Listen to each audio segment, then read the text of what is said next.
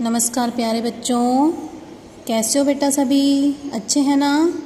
बेटा आज हम पढ़ेंगे आपकी हिंदी व्याकरण बुक का पार्ट नंबर 4 जिसका नाम है संज्ञा। इसे आप पहले भी पढ़ चुके हैं, लेकिन आज फिर से हम पढ़ेंगे संज्ञा के बारे में। देखो, संज्ञा क्या होती है उसको जानने से पहले हम इसमें थोड़ा क्या पढ़ेंगे, देखेंगे कि भारत देश त्योहारों का देश है। ध्यान से सुनेंगे सभी। भारत देश त्योहारों का देश है। यहाँ प्रतिदिन यानी हमेशा एक त्योहार तो होता ही है। होली, दिवाली जैसे त्योहारों पर सभी अपने अपने घर जाते हैं। लोग दिल्ली, भोपाल, लखनऊ तथा चंडीगढ़ जैसे बड़े बड़े शहरों में व्यापार या नौकरी करते हैं। घर जाते समय फल, कपड़े, मिठाइयाँ, फुलझड़ी और पटाखे आदि लेकर जाते हैं। अंशुल और अनन्या अपने पिताजी के साथ अपने घर नैनीताल जा रहे हैं। रास्ते में अंशुल का पेन खो गया। इससे वह दुखी हुआ। घर पहुंचकर घर की सजावट देखकर अंशुल और अनन्या की खुशी का ठिकाना नहीं रहा। घर पर माताजी के साथ सभी प्रेम पूर्वक रहते हैं। पूरे परिवार को इसकी प्रसन्नता है। ठीक है बेटा, हमने पढ़ा। तो इसके अंदर देखिए बेटा कि दिल्ली, भोपाल, लखनऊ, चंडीगढ़ स्थानों के नाम आए, फिर वस्तुओं के नाम आए, कपड़े, मिठाइयाँ, फुलझड़ी, पटाखे, फिर व्यक्तियों के नाम आए, अंशुल, अनन्या। ठीक है, इस तरह से माताजी, पिताजी, और भावों के नाम आए कि प्रसन्नता हुई, दुखी हुआ, प्रेम पूर्वक। ठीक है, और उसको खुशी हुई अंशुल को कि जब उसने घर में क्या देखा, उसकी खुशी का ठिकाना ही नहीं रहा। ठीक है, तो ये सारे जो व्यक्तियों के नाम, भावों के नाम, स्थानों के नाम, वस्तुओं के नाम इसके अंदर आए, ये सबको हम क्या कहते हैं? संज्ञा कहते हैं। ठीक है, व्यक्तियों के नाम आए जैसे अंशुल, अनन्या, माताजी, पिताजी। स्थानों के नाम आए दिल्ली, भोपाल, लखनऊ, चंडीगढ़, नैनीताल। वस्तुओं के नाम फल, मिठाइयाँ, कपड़े, फुलझड़ी, पटाखे। और भावों के नाम प्रसन्नता, खुशी, दुखी, प्रेम पूर्वक।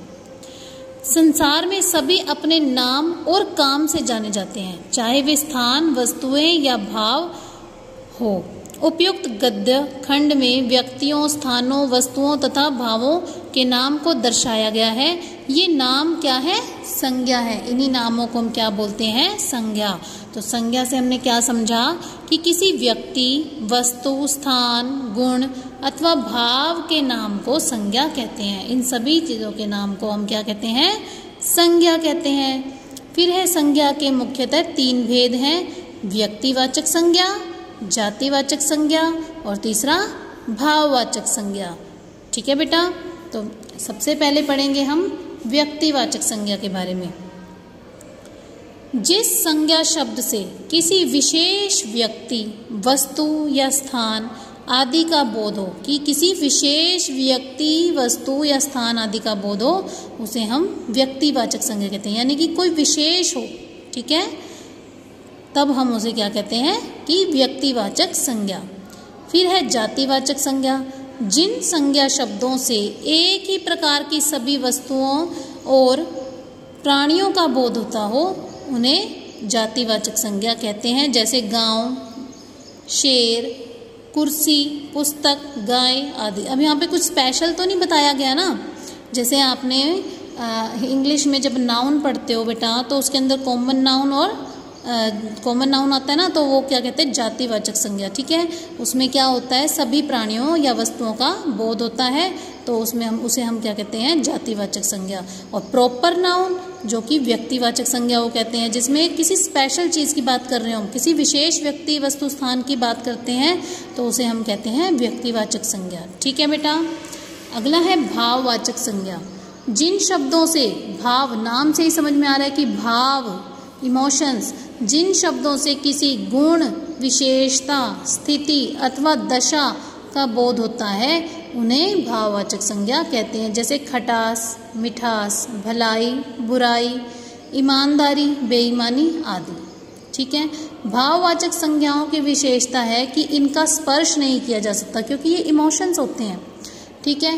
केवल अनुभव कर सकते हैं। आप क्रोधी व्यक्ति को देख सकते हैं परंतु उसका क्रोध नहीं, ठीक है। तो इसी प्रकार से अब 3 भेद हैं हमारे जो संज्ञा के, व्यक्तिवाचक संज्ञा, जातिवाचक संज्ञा और भाववाचक संज्ञा। अन्य कुछ भेद भी हैं जो 2 भेद और भी जाने जाते हैं, हमें उन्हें भी समझना होगा, समूहवाचक संज्ञा और द्रव्यवाचक संज्ञा। मेनली जो है संज्ञा के 3 ही भेद होते हैं। जिन संज्ञा शब्दों से किसी समूह या समुदाय का बोध होता है उसे समूहवाचक संज्ञा कहते हैं। जैसे कि परिवार में बहुत सारे लोग होते हैं, सेना में भी संघ, टोली, इन सब में क्या होता है, किसी समुदाय या समूह का बोध होता है, इसलिए इसे हम समूहवाचक संज्ञा कहते हैं। हमारे परिवार में 5 सदस्य हैं। भारत की सेना दुनिया में क्रमांक 4 पर आती है। फिर है द्रव्यवाचक संज्ञा। जिन संज्ञा शब्दों से किन्हीं धातुओं या पदार्थों के नामों का बोध होता है उन्हें द्रव्यवाचक संज्ञा कहते हैं। जैसे कि तांबा, सोना, जल, तेल, चावल, दूध आदि। ये कौन सी होती है, द्रव्यवाचक संज्ञा। दूध पूर्ण भोजन है, जल ही जीवन है, ठीक है। इन्हें हम क्या कहेंगे, द्रव्यवाचक संज्ञा। आज के लिए इतना ही, बाकी का लेसन हम कल पढ़ेंगे, ठीक है बेटा। Have a nice day.